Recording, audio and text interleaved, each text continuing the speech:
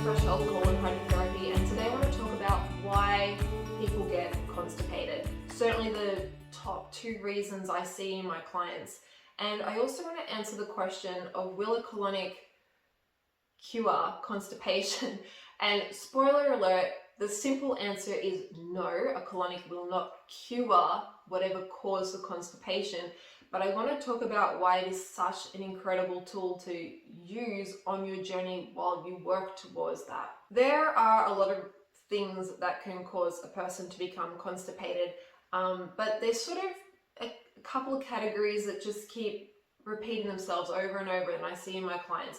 There is a very small percentage where it just comes down to painkillers, and these people know that. They've maybe had a wisdom tooth taken out, or they've had some kind of surgery and they're taking a really strong painkiller after the surgery and nothing's moving. I've been there myself. Last year I had surgery on my nose, and I had to stay down in Sydney for the week following, and I was dying to have a colonic because there was no movement while I was taking those painkillers. I stopped taking the painkillers, everything moved and things were good.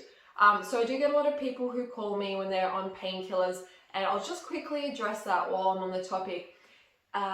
You cannot have a colonic within 3 months of abdominal surgery. So if you've had some teeth pulled, I've had people with other sorts of surgeries that they've had and they're on painkillers, like with me when I had the septoplasty, you can have a colonic and we can help you out.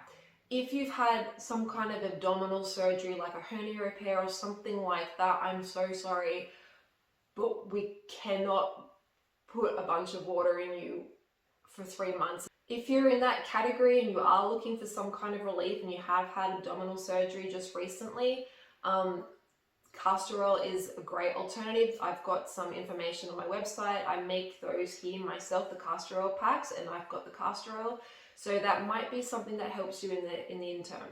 So the number one reason that I believe and what I see in my clients and I've experienced myself that causes constipation has to do with stress. And I don't really like the word stress, but so that fight-flight response in your nervous system. Often when I go through a client's health history, lots of things have popped up over the years. Prior to a lot of those health symptoms appearing, there was constipation issues, not going to the toilet properly.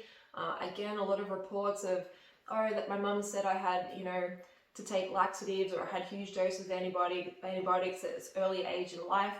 And not everybody tells me, and that's totally fine, but I normally ask them what happened just before the constipation started.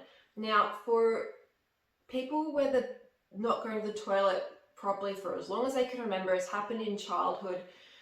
Let me just come back to that. That's sometimes a little bit harder to pinpoint, and I'll explain in a minute.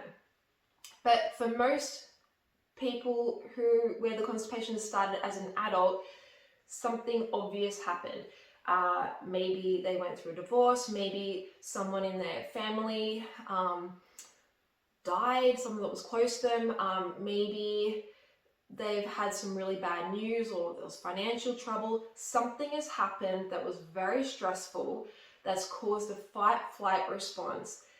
The digestive system is shut down. So I'm not an expert in nervous system regulation. It's something that I have a strong interest in. I've done a lot of research in, practice myself because of my own health history. But for me, the way I think about it in layman's terms is that something has happened, you've gone into that stress response, you haven't been able to run away from it or punch it up and move on with your life. And so instead of sort of coming back down and going back to normal regulation, you kind of get a little bit stuck.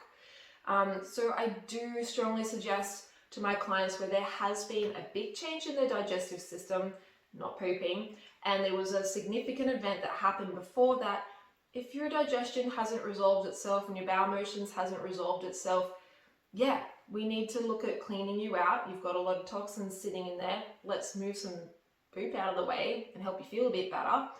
But in the meantime, you need to go back and look at that. And it's not going to be a quick fix.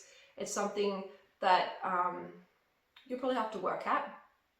But we don't want you constipated and full of poo that's going toxic sitting in your gut while you do that. Now, I mentioned people who have had issues from childhood are a little bit more tricky. And a lot of people relate to this when I explain my own upbringing. And it's not that there was one stressful event.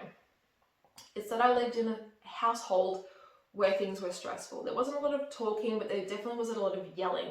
And so in that case, you know, babies, small children, they don't know how to have a regulated nervous system. They don't know how to deal with stressful situations. Most of us adults don't know how to deal with stressful situations because we haven't been taught. And so this sort of regulated nervous system maybe doesn't develop fully. And that's why we see digestion slowing down and, you know, bowel motions not being what we'd like them to be. Lots of fatigue, lots of stress, easily triggered by things. So again, like I said, we don't want you put full of poo. We don't want things sitting in there and rotting.